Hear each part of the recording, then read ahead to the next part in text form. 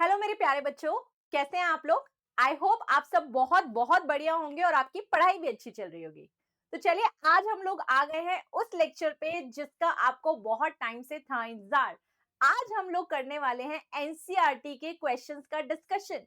Yes, so welcome to the torque institute. I am Anu Gupta, your physics faculty, जो आज आपको class 9 का जो चैप्टर नंबर 9 है, force and laws of motion, उसके एनसीईआरटी के क्वेश्चंस का डिस्कशन होने वाला है। एनसीईआरटी के क्वेश्चंस की अगर हम बात करें, एक्सरसाइज में बात करें, सो वी हैव 18 क्वेश्चंस। तो मैंने क्या किया है, इसके दो पार्ट्स बनाए हैं। पहले 10 क्वेश्चन हम इस पार्ट में डिस्कस करेंगे और नेक्स्ट वीडियो में नेक्स्ट क्वेश्चंस जो बचे रहेंगे वो डिस्कस करेंगे पार्ट 2 में। ओके, तो यहाँ पर आपको बहुत अच्छे से आइडिया लग जाएगा कि हमने जितना भी force and laws of motion में कंटेंट पढ़ा है, आखिर उससे क्वेश्चंस किस टाइप के आते हैं, तो वो हम शुरू करेंगे। बट उससे पहले एक बार फटाफट से हम लोग क्या कर लेते हैं, समराइज कर लेते हैं जो जो हमने force and laws of motion में पढ़ा है। ठीक है ना, फटाफट से करेंगे उसको। और मेनली ध्यान किस पे देंगे कि आखिर हमारे फॉर्मूलाज कौन कौन से हैं जो काम आते हैं न्यूमेरिकल्स में। Got it. तो चलिए देखते हैं। तो बेटा ये जो चैप्टर हमने जब शुरू किया था तो हमने बात करी थी सबसे पहले फोर्स टर्म के बारे में कि आखिर फोर्स क्या होता है। तो फोर्स एक तरह से क्या होता है, दिस इज द पुश और pull acting on the body. Yes, या तो हम किसी बॉडी को दबाएं, पुश करें, या फिर उसे खींचें, तो क्या होता है वो फोर्स। और उसी की वजह से कोई भी बॉडी रुकी हुई चल सकती है, चलती हुई रुक सकती है, चलते हुए की स्पीड भी बढ़ा सकते हैं, स्पीड कम भी कर सकते हैं, और हम चाहें तो डायरेक्शन भी कम कर सकते हैं, सॉरी डायरेक्शन भी चेंज कर सकते हैं। राइट, तो इसको हम इफेक्ट्स ऑफ फोर्सेस भी बुलाते हैं। फिर हमने बात किया कि फोर्सेस के टाइप्स भी होते हैं। Yes, we have the two types of force, the one is balanced and the other one is unbalanced force. अगर हम बैलेंस फोर्स की बात करते हैं तो बैलेंस फोर्स में हमने क्या देखा कि जब किसी बॉडी पे एक तरफ जितना फोर्स लग रहा है, उस बॉडी पे उतना ही फोर्स दूसरी तरफ लगे, same. So in that case net external force acting on the body zero हो जाएगा। यानी कि जो बॉडी रुकी हुई है वो रुकी रहेगी और जो चल रही है वो चलती ही रहेगी कांस्टेंट वेलोसिटी के साथ। वहीं हमने अनबैलेंस फोर्स में देखा कि net external force acting on the body is not equal to zero. इसका मतलब बॉडी के अंदर किसी भी तरह के चेंज लाने के लिए, रुकी हुई को चलाने के लिए, चली हुई को रोकने के लिए जो फोर्स की रिक्वायरमेंट होती है वो कैसा फोर्स होता है, अनबैलेंस्ड। Yes, okay. फिर हमने शुरू किया था about the Newton's laws. Yes, कि न्यूटन्स के कितने लॉ है, 3 लॉज आर देयर, जिसमें से अगर हम बात करें फर्स्ट एंड थर्ड लॉ तो आपका थियोरेटिकल लॉ है, मतलब जिसपे थ्योरी बेस्ड क्वेश्चंस आते हैं, न्यूमेरिकल्स नहीं बनते इस पे। राइट, तो हमने पढ़े थे 3 लॉज। न्यूटन्स का फर्स्ट लॉ जो है, ठीक है, that is related to inertia, इसीलिए इसे गैलीलियोस लॉ ऑफ इनर्शिया के नाम से भी जानते हैं, कि जो बॉडी रुकी हुई है वो रुकी रहेगी, जो चल रही है चलती रहेगी। कब तक, जब तक कि बाहर से कोई एक्सटर्नल फोर्स ना लगे। Right, this is the first law. वहीं हमने सेकेंड लॉ को शुरू करने से पहले एक टर्म पढ़ी थी जिसको बोलते हैं momentum. Right, momentum which we represent with small p and it's a vector quantity. इसका फॉर्मूला क्या है, mass into velocity, mass into velocity. तो मोमेंटम का डायरेक्शन वही होता है जो वेलोसिटी का डायरेक्शन होता है। राइट, तो ये होता है मोमेंटम। वहीं हम बात करेंगे न्यूटन्स के सेकेंड लॉ की। न्यूटन के सेकेंड लॉ के हिसाब से हमने बात की थी that the rate of change in momentum is directly proportional to the force applied on the body। यानी कि F equals to delta P by T, एक तो हमने ये लिखना सीखा था, और इसी को ही मॉडिफाई करके we can write like this और दिस। तो ये F equals to, ये सारे फॉर्मूलेज हम इनमें से कोई भी यूज कर सकते हैं। ठीक है, ओके। इसी के साथ हमने पढ़ा था अबाउट इम्पल्स। इम्पल्स क्या होता है, इम्पल्स कि अगर हम किसी बॉडी पे बहुत ज्यादा फोर्स लगा दे बहुत कम टाइम में, that is impulse, that is force into time. Okay, impulse is also a vector quantity, force into time. Impulse इसी के साथ किसके इक्वल होता है, that is equals to change in momentum, change in momentum के equal भी होता है। तो ये हो गया इम्पल्स। उसके बाद हम कह सकते हैं कि हमने क्या पढ़ा था, we talked about the third law, Newton's third law, which is what, action reaction, right, action reaction की एक बॉडी दूसरी बॉडी पे जितना फोर्स लगाती है, दूसरी बॉडी भी पहली बॉडी पे उतना ही फोर्स लगाती है। yes? और क्या बच गया बताइए? Then the last one is conservation of momentum, जिसमें हमने कहा था एक बॉडी या सिस्टम की बात कर लें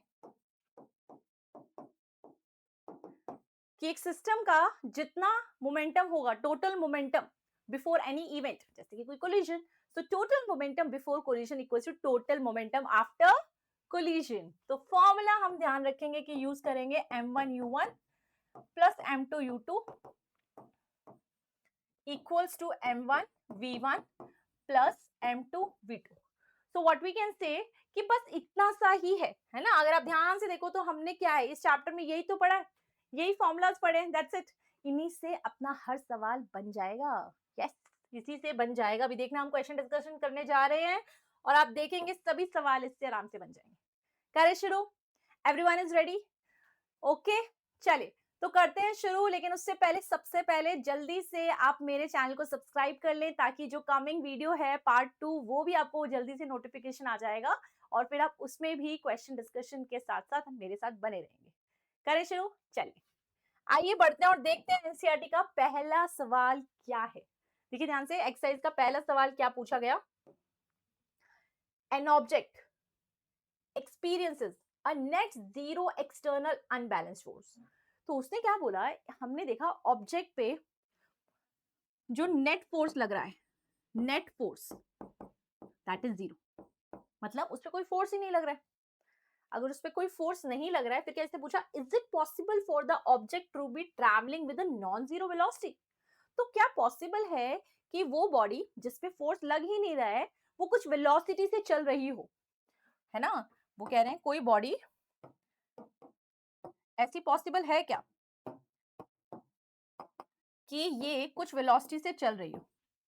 इज इट पॉसिबल? सोचो। So yes it is possible.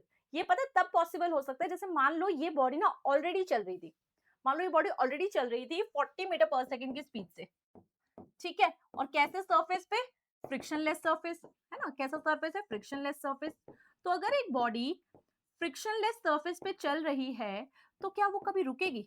नहीं रुकेगी ना कभी भी। तो आपको अगर उसको एक्सटर्नल फोर्स नहीं भी दिया, still the body will move. So we can say that net force zero होने के बावजूद भी ये जो बॉडी है it will move, but it will move with same velocity and in the same direction. Yes, okay. तो ये हमने बात कर लिया कि मैग्नीट्यूड सेम रहेगा एंड डायरेक्शन भी सेम रहने वाली है। Is it clear? ओके। अब बेटा आप लोग के एग्जाम में आपने आंसर किस फॉर्म में लिखना है, क्या आपका वर्डिंग्स रहना चाहिए, उसके लिए आई हैव रिटन दिस। जो मैंने आपको अभी समझाया है वही यहाँ पर लिखा हुआ है। तो एग्जाम में अगर ये क्वेश्चन आता है तो ये आप वर्डिंग्स लिख सकते हैं। You can take the screenshot of this. Okay, done. चल अगला सवाल देखते हैं। अगला सवाल अगेन हमारा थियोरी बेस्ड क्वेश्चन है, जिसमें कहा गया है कि अगर हम एक कारपेट को स्टिक से बीट करते हैं तो हमने देखा उसमें से डस्ट पार्टिकल्स बाहर निकल के आते हैं। ऐसा क्यों? तो क्या ये हमने पढ़ा है? Yes, we have started in this Newton's first law of motion. Yes, उसमें एग्जांपल में पढ़ा था हमने कि अगर हम बात करें इनिशियली कारपेट की और ये कारपेट के अंदर छोटे छोटे डस्ट पार्टिकल्स की,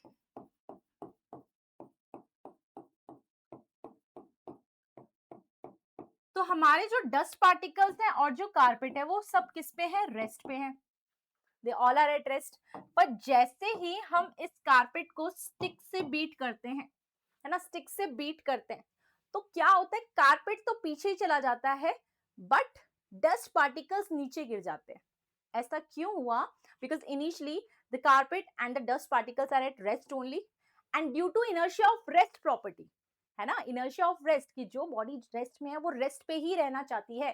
तो इनर्शिया ऑफ रेस्ट की प्रॉपर्टी की वजह से डस्ट पार्टिकल्स रेस्ट पे ही रहे और जैसे ही कारपेट पीछे हुआ डस्ट पार्टिकल्स ऐसे नीचे गिर गए अर्थ ग्रेविटी की वजह से। Got it? तो ये आपको आंसर लिखना है तो आप इस तरह से लिख सकते हैं। देखो ध्यान से, the carpet with dust is in state of rest, है ना, they were in the state of rest. When it is bitten with a stick, the carpet is set in the motion, but the dust particle remains at rest. So due to inertia of rest, the dust particle retain their position of rest and falls down due to gravity. Got it? तो ये answer हम लिख सकते हैं। ठीक है, चलिए अगला सवाल देखते हैं। अगेन थियरी का सवाल है। क्या लिखा है? Why is it advised to tie any luggage kept on the roof of a bus with a rope? इनका कहना है कि मान लो हमारे पास क्या है, एक बस है ना, ओके, ठीक है, ऐसे मान लो, है ना, ऐसे ड्राइंग आता है मैम को बनाना। तो ये हो गया अपना बस, ठीक है। तो हम कह रहे हैं कि बस में जो हम लगेज रखते हैं ऊपर छत पे, रूफ पे, है ना, मान लो ये लगेज रखा हुआ है, तो इसको ना हम हमेशा, आप देखोगे, रस्सी से बांध के रखते हैं। तो ऐसा क्यों है कि जो लगेज है उसको हम रस्सी से बांध के रखेंगे? क्योंकि आपको खुद ही पता है, जैसे आपने बस में कभी ट्रैवल किया है, यस, तो आपने देखा ही होगा ना, बस में जब हम ट्रैवल करते हैं तो जब बस रुकी हुई होती है और एकदम चलती है तो हम पीछे की तरफ, है ना, पीछे की तरफ गिरते हैं। और जब कभी बस चल रही होती है और एकदम रुकती है तो हम एकदम लीन कहाँ होते हैं, फॉरवर्ड होते हैं। तो due to inertia of rest, due to inertia of motion, हमारी बॉडी में ना बार बार सडन चेंजेस आते हैं। इवन ऐसा भी तो होता है, बस कितनी बार टर्न लेती है, तो जब टर्न लेती है तो हमारी बॉडी साइड साइड में जाती है। तो सोचो अगर ये लगेज जो है ये किसी चीज से बांधे नहीं गए, तो जब बस जल्दी से जाएगी तो इनको भी तो झटका लगेगा ना। तो ये हो सकता है कि जैसे बस चलने लगे आपका जो सामान है वो पीछे गिर जाए, है ना, और क्या पता बस चल रही हो और एकदम से ब्रेक लगाए जाए तो सामान आगे आके गिर जाए। हमने बोलता है ना, लीन फॉरवर्ड हो जाते हैं, ऐसा हो सकता है। टर्न लेते हुए हो सकता है तब गिर जाए। इसीलिए जरूरी है कि हम अपने सामान को कस के रस्सी से बांध के रखें, ताकि वो इस तरह से रास्ते में गिरते पड़ते ना चले। ठीक है ना, समझे? तो इसलिए हमें बांधना रस्सी से इनको जरूरी है। ये आप इस तरह से इसका आंसर लिख सकते हैं। ओके, देख लो इसको ध्यान से। You can take the screenshot if you want, ले लो। Got it? ठीक है, चले अगला सवाल देखते हैं। अब देखो नेक्स्ट क्वेश्चन जो है that's your MCQ question. MCQ है, 4 ऑप्शंस दिए गए हैं, इनमें से करेक्ट ढूंढना है। क्या बोला गया है? A batsman hits a cricket ball which then rolls on a level ground. उसने क्या किया ना, क्रिकेट बॉल को हिट किया तो वो एक जो बॉल है ना वो ना ऐसे ग्राउंड पे चलती जा रही है। तो हुआ क्या, कुछ डिस्टेंस चलने के बाद वो रुक गई। तो ये बताना है उसके रुकने का रीजन क्या है। भाई दुनिया में आप देखते तो वही सही ना, कोई बॉडी चल रही है, जैसे कोई बॉल है, आप फुटबॉल खेल रहे हो, कुछ खेल रहे हो, वो फुटबॉल चलते चलते रुक जाती है। क्यों रुक जाती है, क्या है उसके पीछे रीजन? इन चारों में से ऑप्शन बताना है। क्या ऐसा था कि बैट्समैन ने बॉल को ज्यादा हार्ड इनफ हिट ही नहीं किया था इसलिए रुक गई थी? Second, velocity is proportional to the force exerted on the ball, ऐसा बोल रहे हैं। तीसरा बोल रहे हैं कि जो बॉल है ना उस पे फोर्स लग रहा था जो कि अपोजिट डायरेक्शन में है, in opposite direction. Is it? ऐसा कोई फोर्स होता है क्या कि जब बॉडी मूव करती है तो उसके अपोजिट डायरेक्शन में एक फोर्स लगता है, जिसे क्या बुलाते हैं? Frictional force. Very good. तो ऑप्शन सी इसमें अपना करेक्ट हो जाएगा, क्योंकि जो बॉल है उस पे पीछे की तरफ एक फोर्स लगता है जब वो मूव करती है, जिसे हम फ्रिक्शनल फोर्स या फ्रिक्शन बुलाते हैं, है ना। और वो क्या करते हैं, किसी भी बॉडी को चलते हुए को रोकने की कोशिश करती है। करेक्ट? ठीक है, समझ में आ गया? चल अगला सवाल देखते हैं। अब हमारा जो क्वेश्चन आया है this is the numerical question, और बिल्कुल नहीं डरना है। जैसे जैसे मैं बताऊंगी बिल्कुल स्टेप बाय स्टेप चलेंगे, आपको अच्छे से समझ में आएगा कैसे क्वेश्चंस को सॉल्व करना है। एकदम न्यूमेरिकल्स का डर खत्म हो जाएगा। बस ध्यान से सुनना है और कोशिश करना है आंसर निकालने की। करेक्ट? चलिए, अ ट्रक स्टार्ट्स फ्रॉम रेस्ट। देखो जैसे जैसे हम लाइन पढ़ते जा रहे हैं हमारे दिमाग में इमेजिनेशन बननी चाहिए कि अच्छा हो क्या रहा है, और जो जो इन्फॉर्मेशन मिलती जा रही है ना हर वर्ड से वो लिखते चलो। देखो, अ ट्रक स्टार्ट्स, स्टार्ट हुआ है, चलना शुरू किया है, कहां से? रेस्ट से, यानी कि इनिशियली उसके पास कोई भी स्पीड नहीं है, zero. And rolls down a hill with a constant acceleration, ठीक है। इट ट्रैवल्स अ डिस्टेंस, देखो डिस्टेंस दिया गया है 400 मीटर, 400 मीटर डिस्टेंस चला कितनी देर में? 20 सेकंड्स में। देखो जो जो इन्फॉर्मेशन मिलती जा रही है हम लिखते जा रहे हैं। यू पता चला, एस पता चला, टी पता चला, और पूछ क्या रहे हैं? एक्सेलरेशन। Acceleration, got it? पहला क्वेश्चन में पूछा है एक्सेलरेशन। चलो पहले तो यहीं तक निकाल के देखते हैं, सोचते हैं कैसे करेंगे। यू गिवन है, एस गिवन है, टी गिवन है, ए निकालना है। क्या हमने ऐसे क्वेश्चन किए हुए हैं? Yes, we have done these type of question in the motion chapter. Yes, you're right. In the motion chapter, जहां पर हमने equations of motion को यूज करना सीखा था, ठीक है ना? तो अब जैसे ही ये क्वेश्चन हमारे पास आएंगे इस तरह के, हमारा फर्स्टली काम क्या रहता है कि जो जो इक्वेशन हम जानते हैं वो हम सारी लिख लेंगे कुछ इस तरह से, ठीक है? अब तीनों इक्वेशन लिखने के बाद हमें चेक करना है कि निकालना क्या है। So we can see that हमें क्या निकालना है? एक्सेलरेशन। देखो एक्सेलरेशन किसमें? अच्छा, इस इक्वेशन में भी एक्सेलरेशन है, यस। इसमें भी एक्सेलरेशन है, यस। इसमें भी, मतलब तीनों इक्वेशन में एक्सेलरेशन है, पर हमें देखना यह है गिवन क्या क्या है। देखो फर्स्ट इक्वेशन में हमें क्या चाहिए? v चाहिए। Do we have v in this? No. तो फर्स्ट इक्वेशन तो हम यूज नहीं कर पाएंगे। थर्ड में भी चेक करो, थर्ड में भी v चाहिए, तो थर्ड भी यूज नहीं कर पाएंगे। चलो सेकंड चेक करते हैं। सेकंड में हमें s चाहिए, हमारे पास s है, यस s है। u है, हाँ जी है। t है, हाँ जी है। एक्सेलरेशन निकालना है और t भी है, तो यानी कि हम सेकंड इक्वेशन ऑफ मोशन को यूज कर सकते हैं, बिकॉज सब कुछ यहाँ पे गिवन है। चलो करें शुरू। देखो इधर,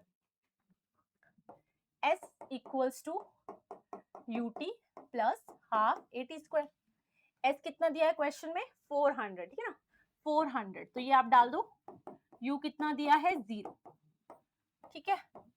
एक्सेलरेशन निकालना है और टाइम दिया गया है 20 सेकेंड्स, तो 20 का स्क्वायर, बोलो ऐसा हो जाएगा, ठीक है? अब देखो, so this is what 400 equals to half of 20 का स्क्वायर कितना होता है? 20 का स्क्वायर इज 400। बोलो अब ये वाला कैंसिल हो जाएगा ना कैंसिल, और 2 कहां जाएगा? इधर आ जाएगा। सो this is 2 metre per second square. This is my acceleration, ठीक है? ये आ गई एक्सेलरेशन, ठीक है? पहला सवाल तो आ गया। फिर दूसरे में क्या पूछा है इन्होंने? Now we need to find the force acting on it. कितना फोर्स लगा होगा, ठीक है ना?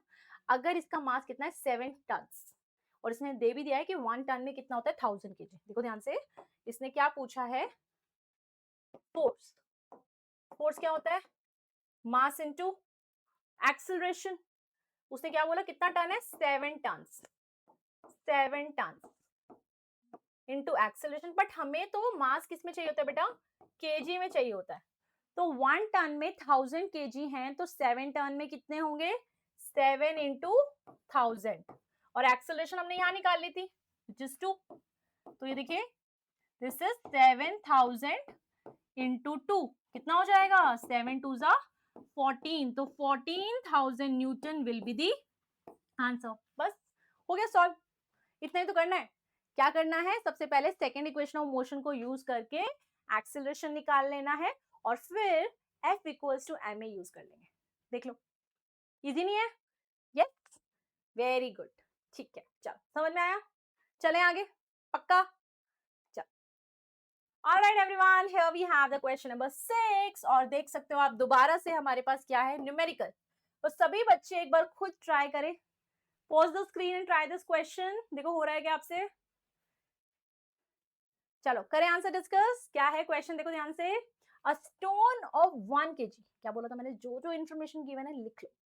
अ stone of 1 KG, mass is given as 1 KG, that is thrown with the velocity of 20 metre per second. ये इनिशियल स्पीड दी गई है ना?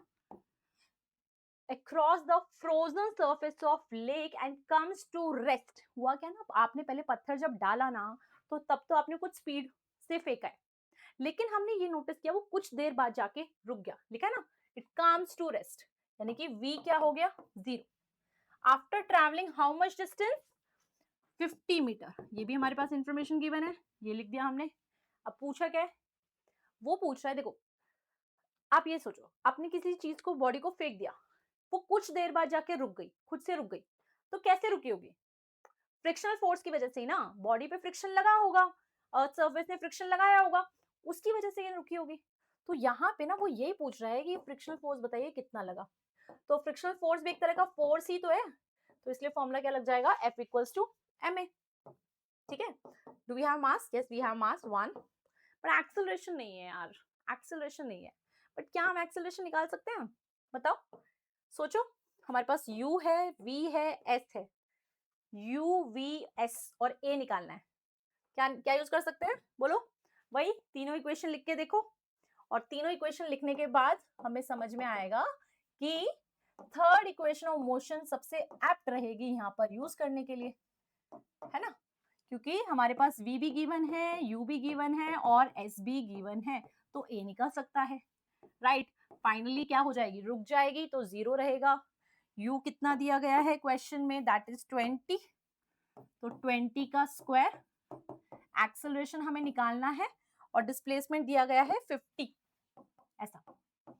यहाँ तक क्लियर है, देखो ये तो 0 ही है, ये कितना होगा, 20 का स्क्वायर विल बी 400, 5 2 जा 10, तो ये हो गया 100। अब देखो डबल जीरो से डबल जीरो कैंसिल, तो एक्सेलरेशन कितना आ गया, -4। और एक बात बताओ, क्या एक्सेलरेशन माइनस में आना चाहिए था, यस आना चाहिए था भाई, क्योंकि ये केस किसका है, रिटार्डेशन का है, फाइनल वेलोसिटी इनिशियल वेलोसिटी से कम है, तो एक्सेलरेशन तो नेगेटिव में ही आना था। सही आया मतलब हमारा आंसर, वेरी गुड, बहुत बढ़िया। अब आगे देखो क्या करना है, now we have to find the force. Force का हम फॉर्मूला यूज कर रहे थे ना, m इंटू ए। अब देखो हमने क्या बोला था, मास तो डाल ही दिया था, बस एक्सेलरेशन चाहिए था, तो F इक्वल्स टू 1 इंटू -4, तो फोर्स कितना आएगा, -4 न्यूटन।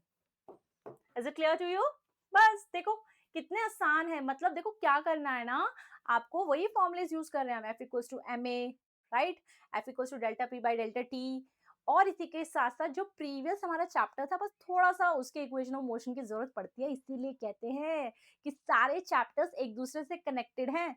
जरूर से पहला चैप्टर पहले करो, फिर दूसरा, फिर तीसरा, and so on like this, because पहला वाला चैप्टर यूज हो रहा है ना यहाँ पे, इसलिए। गॉट इट, चल अगला देखते हैं सवाल क्या आया है।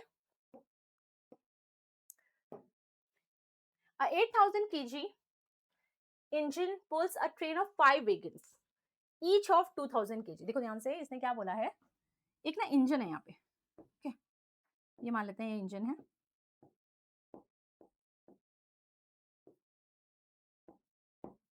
ठीक है। अब इस इंजन के साथ कितने 5 वेगन्स और जुड़े हैं। ये पता है बेटा क्या चीज है, जैसे आपका ट्रेन होता है ना, ट्रेन में आगे एक इंजन लगा होता है और उसके पीछे क्या होती है, बग्गी होती है ना, तो वेगन मतलब वही है, ये बग्गीज है, ठीक है। जैसे मालगाड़ियां वगैरह देखी होंगी आपने, उसमें पीछे से लगी होती है ना लाइन से, और ये सारी की सारी इस तरह से लगी हुई, कितनी 1 2 3 4 5, और ये सारी की सारी कैसे होंगी, एक दूसरे से जुड़ी हुई होंगी, है ना, जैसे 5 जुड़ी हुई है लाइन से, ठीक है। अब उसने क्या बोला, ये इंजन जो है ना, ये 8,000 केजी का है, ठीक है, इसका खुद का जो मास है वो 8,000 केजी है, और 5 वेगन्स है और हर एक का मास दिया हुआ है 2,000, मतलब इसका भी 2,000 केजी है, इसका भी 2,000 है, ऐसे इनका भी,